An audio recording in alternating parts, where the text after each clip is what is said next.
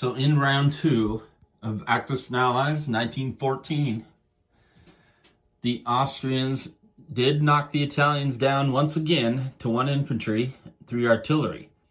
However, the Austrians still have 9 infantry there. So it is going to be very hard for the Italians to move in and attack this next round. In fact, they might want to retreat. Over on the east side, they took Sevastopol and still have 8 infantry and some artillery. They're very thin on the front line here in Romania and Galicia. They also moved in and attacked into Poland. So they got a stack of infantry, a couple artillery, and they brought their fighter there. The Russians are down to 1 infantry.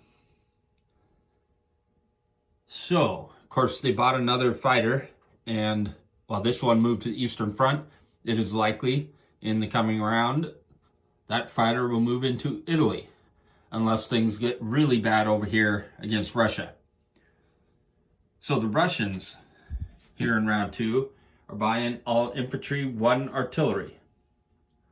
They are going to retaliate. In fact, they're moving the artillery from Serbia into Romania, as well as 3 infantry, and they're moving 3 infantry into Galicia. So at the very least, these territories will be contested. They're hoping they can get 6 new IPCs for both these territories, but they don't want to give too many units up to do so. Not doing a straight attack against Sevastopol, they could pull all these units back and do that instead, but that's 6 possible IPCs versus 3. And then they'll just reorganize their units on the front, and we'll see what happens. That is Russia's turn. So the Russians were successful in Galicia. They have their 3 infantry there, and they own the territory.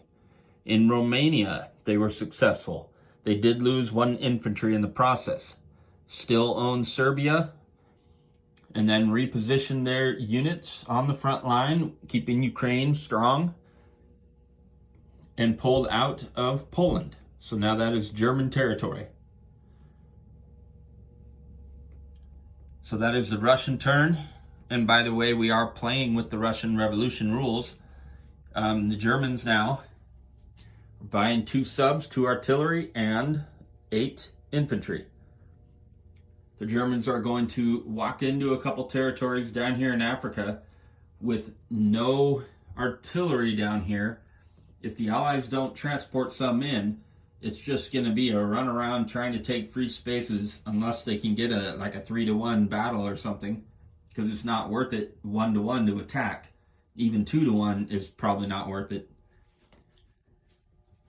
Up here on the European theater, we're going all in from Belgium and this territory here, Alsace. Everything in those 2 territories into Lorraine. And then we're going into Denmark. There is 4 infantry there.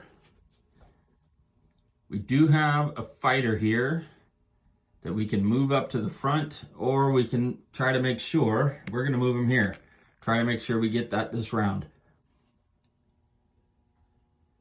This sub is going to go ahead and attack. We could pull him back and try to get him caught up with this other sub over here. We could move him down here and to go against a defenseless transport. Although I'm not doing auto kills, I'm not even sure if the game does it. You still have to roll and destroy it. But instead, we're going for the bigger fish. If we can get 1 hit, then we destroy that cruiser there. So we're going to go ahead and stay in that sea zone and attack. And that is it for the Germans. Just the 1 attack here, the 1 attack in Denmark, and the 1 over here off Canada's shore. So we'll see how the Germans do.